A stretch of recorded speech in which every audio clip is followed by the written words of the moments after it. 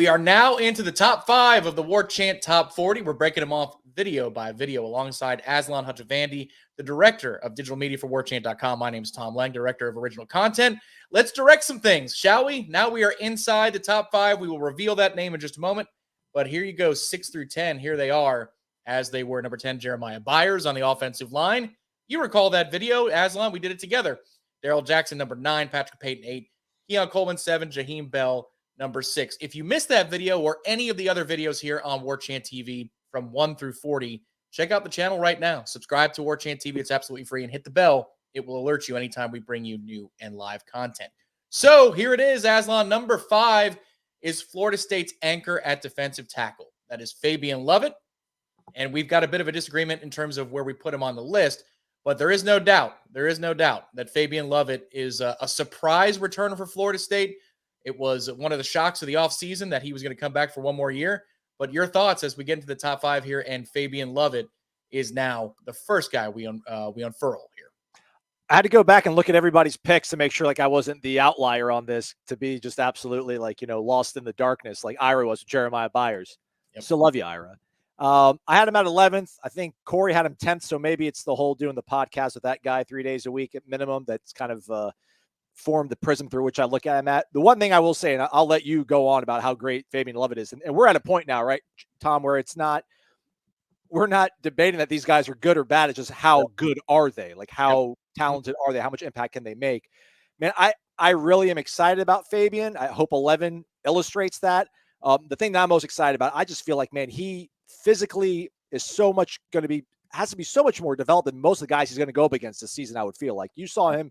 Yeah. You would always concentrate on trench work and stuff like that. So I really defer to you when it comes to that stuff. I defer to PFF when we kind of talk about him versus other guys I might have had ahead of him. But I just feel like, man, he's got to be so much more physically imposing, mature, ready, developed than anybody he's going to go up against this season. So I feel really good about what he'll be able to perform based on that. Yeah, it's just shades of very good and how you want to paint them in what order. I mean, you think about it with Florida State's offense, and you got 2 excellent receivers. One's a transfer. He's in the top 10 there. There's another one we haven't announced yet. Spoiler alert there. But then there's, Jordan Travis, who probably is going to be somewhere between now and number 1. Trey Benson. You get the point. So when Florida State is diversified on offense, it's where do you want to slot somebody? For me, Keon Coleman was double digits. For you, Fabian Lovett was there just outside the top 10. But Florida State now is so replete with talented and good players that really good players just aren't going to be in your individual top 10. For me, Fabian Lovett, the reason that I have him as high as I do is just because of some of the questions. Daryl Jackson's waiver, we're all assuming that he's going to be a big part of Florida State. And for this exercise, we're assuming the waiver comes through and he'll be eligible for the 2023 season. But still, consistency is an issue for Daryl Jackson. He's been at Maryland. He's been at Miami. Can he be more consistent at Florida State than he was at the other stops? Braden Fisk, coming off of an injury that held him out of most of spring. He was not in the Power 5. Now he is in the Power 5. Pro Football Focus loves his numbers against Power 5 competition, but now you got to play 12 games in a row against said competition. And then Joshua Farmer's on the rise, but he doesn't have the experience that Fabian Lovett does. So that's why I have him as the anchor. And there's no doubt, buddy. I mean, you watched the games last year just like I did. When he was healthy for that, 3.5 quarters against LSU, and then when he was present for the back half of the season, Florida State's defense looked just a little bit better, didn't it? Yeah, you're right. I mean, for sure. My thing, going back and looking at a lot of his grades throughout his career was, I feel like Fabian, he's built like a F-150, F-250, but I feel like he has the motor of like a sports car where I think he needs to be healthy more so than anybody else in that interior defensive line to be at his peak kind of powers. If you go back and look at the way he's graded out throughout his career, man, in September, he's killing it. And then he slowly kind of tapers off as the seasons go out. If you go back and look at 2020, 2021, 2020, I mean, he had 3 of his last 4 games he graded out below 60 in 2020, including like a 38 grade against Louisville.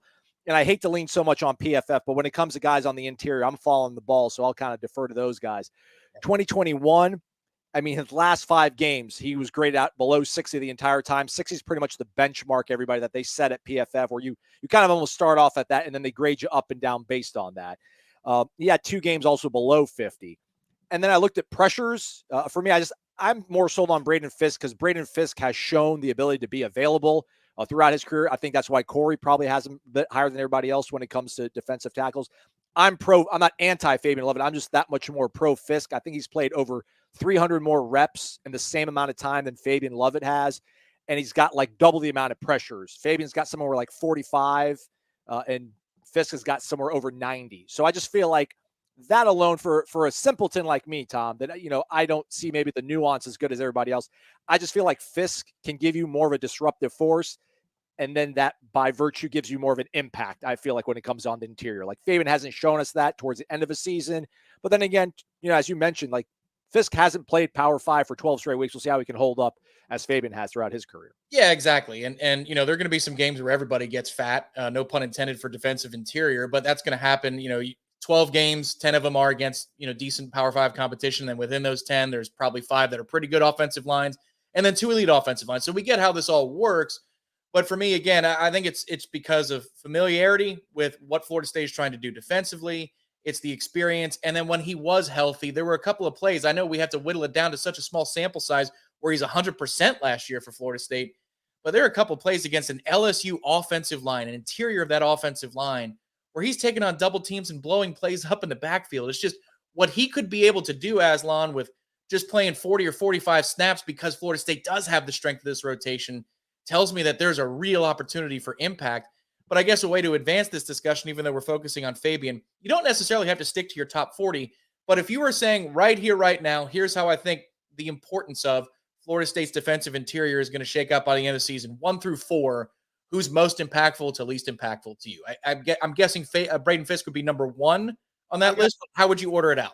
I mean, I got Fisk 1, Fabian 2, and I think by the way I graded it out, I mean, I've been intoxicated by Ira's sort of man crush on Daryl Jackson. So I probably have Daryl Jackson at 3, Joshua Farmer at 4.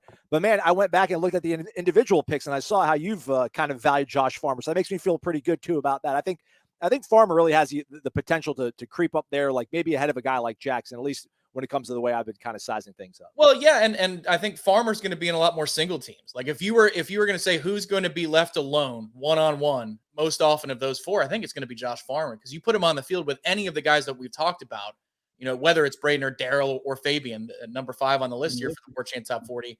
I mean, my goodness, that's a guy who can win double teams, let alone in one-on-one situations. So it's just that they all need to be healthy and eligible and in a position to succeed. Because if they do, then they're all better for it, Aslan. I mean, we've seen so many years with Florida State right now, different positions, different players. They have to be out there for way longer because there's nobody behind them on the depth chart. This is where we are with FSU. The depth is in a place where not just a defensive interior, but so many different positions, you can share the wealth and share the ball a little bit. Yeah, I mean, Odell wants 5 guys, right? We just named 4, and then Daniel Lyons is a guy that we've heard them call special on numerous occasions. So it's crazy to think about how much heat this defense takes for maybe not being as dominant as everybody wants, which I get. But again, it's 2022, 2023. Like defensive football is kind of tough. But this feels like they're really going to be built well from the inside out, especially this time around on defense. And it's because of guys like Fabian Lovett for sure. Don't sleep on Io Tafasi either. He's going to have a shot here in 2023. And to your point, that's a great segue to close it out here.